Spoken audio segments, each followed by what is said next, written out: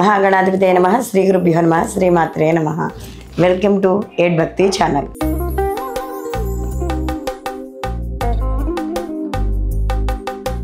రవి గ్రహ సంచారం. రవి ప్రతి మాసము కూడా ఒక్కొక్క రాశి మారుతూ ఉంటాడు. అంటే ఈయన సంవత్సరం తిరిగేసరికల్లా 12 రాశుల్ని కూడా ఈయన సంచారం చేయడం అనేది జరుగుతుంది. అదేవిధంగా ఈ రవి కారకత్వాలు కానీ చూసుకున్నప్పుడు రవి గ్రహాలకి రాజు.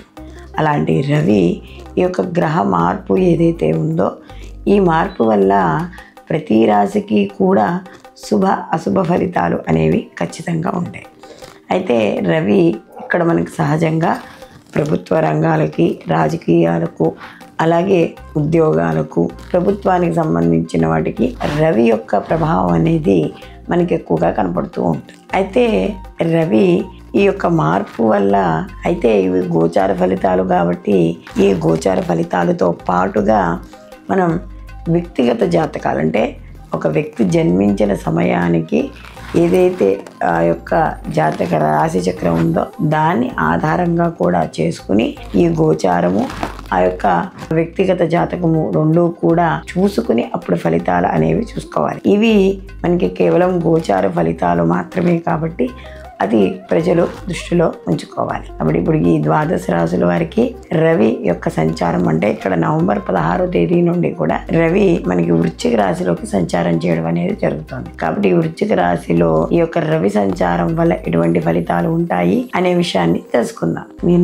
మీనరాశి వాళ్ళకి నవమ స్థానంలో ఈ రవి యొక్క సంచారం వల్ల కాస్త చిన్న చిన్న ఇబ్బందులు అనేవి చోటు చేసుకుంటే, మానసిక ఇబ్బందులు, అలాగే కాస్త శత్రు వృద్ధి, కొద్దిగా ఏదైనా ఒక విషయం గురించి ఆలోచించినప్పుడు ఎక్కువగా ఆలోచించి దానిలోనిగా ఫీల్ అవ్వడం, దాని తర్వాత వాళ్ళకి కలహాలు, సమయాన్ని వృధా చేసుకోవడం, బద్ధకం, ఏ పని చేయాలన్నా కూడా చేయలేకపోవడం, ఒక పని మీద దృష్టి పెట్టలేకపోవడం, విద్యార్థులకి అయితే చదువు మీద తక్కువగా ఉండడం, నిరుద్యోగులకి అంత ఆశాజనకంగా అనేది కనిపించట్లేదు. అలాగే వీళ్ళకి మానసిక విచారణ అనేది ఎక్కువగా ఉంటుంది.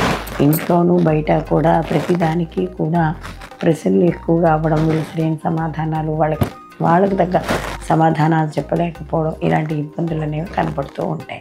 అలాగే వివాహాది శుభ కార్యక్రమాలు కొద్దిగా ఆలస్యం అయ్యే అవకాశం అనేది కనబడుతోంది.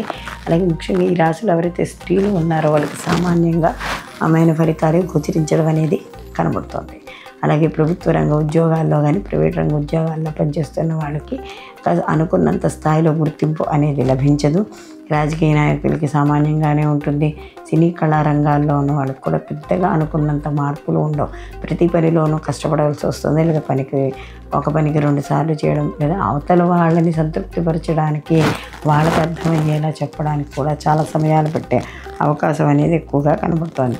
అనవసరంగా ప్రతిదానికి కూడా గొడవ పడ్డం, అంటే మేము గొడవ పడాలని లేకపోయినా కూడా అవతల వాళ్ళు వచ్చి గొడవ పడ్డం, అపకీర్తి, అంటే ఏదో ఒక మాట ఒక మంచిగా మాట్లాడినా కూడా అది వంకరగా అర్థం చేసుకోవడం.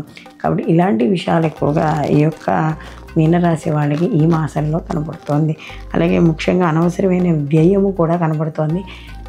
ఏదైనా వాహనాలు నడిపేటప్పుడు వాడేటప్పుడు జాగ్రత్త అనేది తీసుకోవాలి. మొత్తం మీద ఈ రాశి వారికి మనోవిచారం ఎక్కువగా కనబడుతోంది. చేసే పనిలో శ్రద్ధ ఉండాలి. అలాగే వాయిదా తత్వం అనేది మానుకోవాలి.